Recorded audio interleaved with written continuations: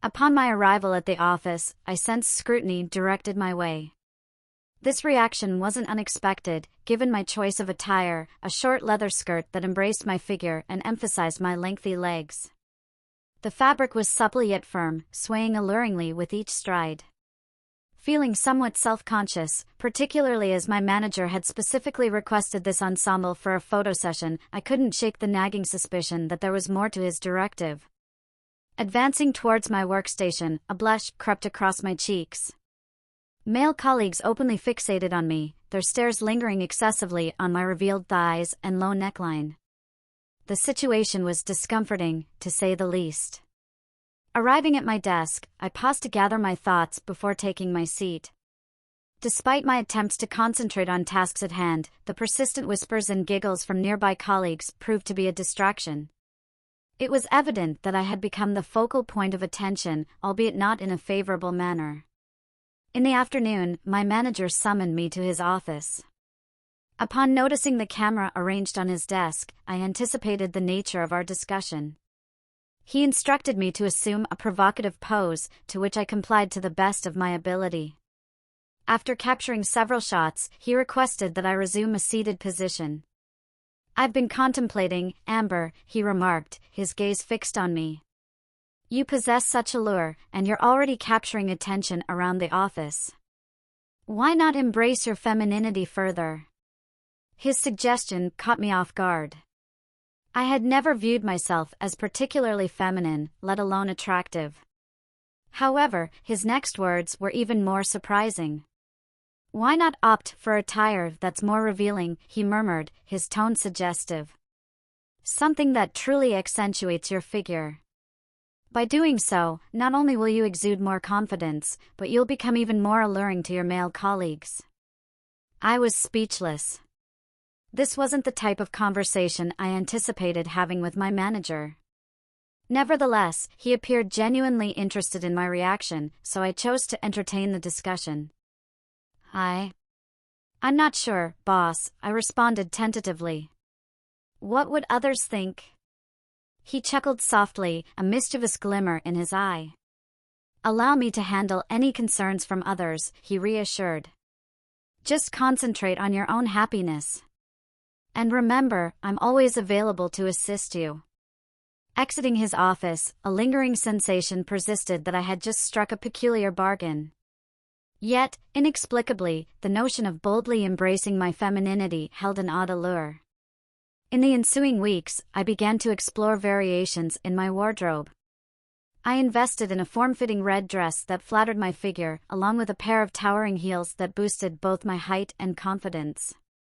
Additionally, I experimented with subtle makeup, highlighting my eyes and lips. Initially, I grappled with insecurities regarding my appearance. However, as compliments from male coworkers poured in, I gradually grew more at ease with myself.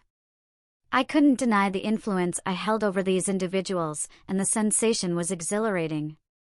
On a particular day, my manager approached me in the break room. He praised my appearance and proposed extending our experiment. Encouraging me to adopt an even more daring style, he urged me to challenge the conventional office norms.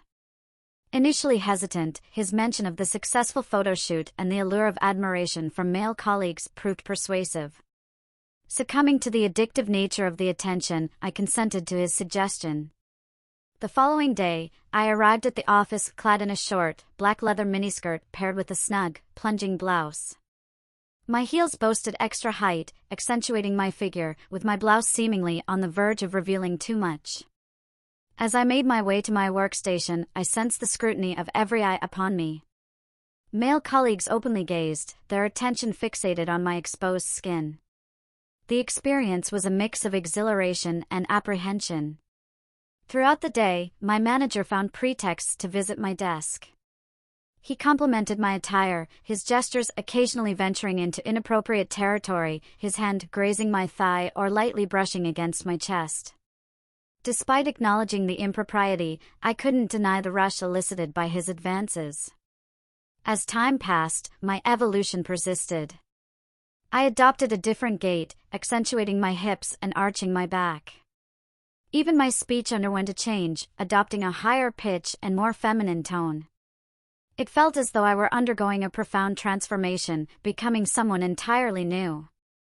Yet, amidst these changes, moments arose where I felt a sense of loss, yearning for the familiarity of my former self, the version unburdened by the constant need to cater to male approval.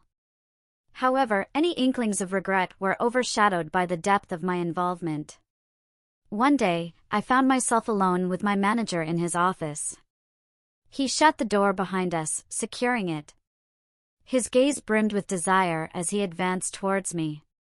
"You're stunning, Amber," he murmured, his hands tracing up my arms.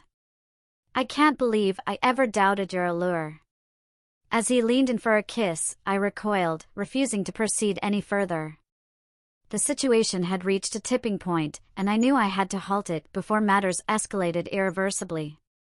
"I'm sorry, boss," I uttered, my voice trembling. "I can't continue down this path." His countenance twisted into a mask of fury. "What do you mean you can't continue?" he growled. "You think you can simply abandon the attention and influence you wield over these men?" Before I could protest, he seized me by the hair and thrust me onto his desk, tearing away my clothing and exposing my naked flesh. What followed was unimaginable. As he forced himself upon me, I shut my eyes, attempting to shut out the world around me. Yet, the imprint of his touch, his breath against my skin, persisted long after he had finished. In that moment, I realized I had ventured beyond a threshold with no possibility of retreat. I ceased to be Amber, the office figure, instead becoming his object, his plaything. And in that realization, I felt utterly powerless.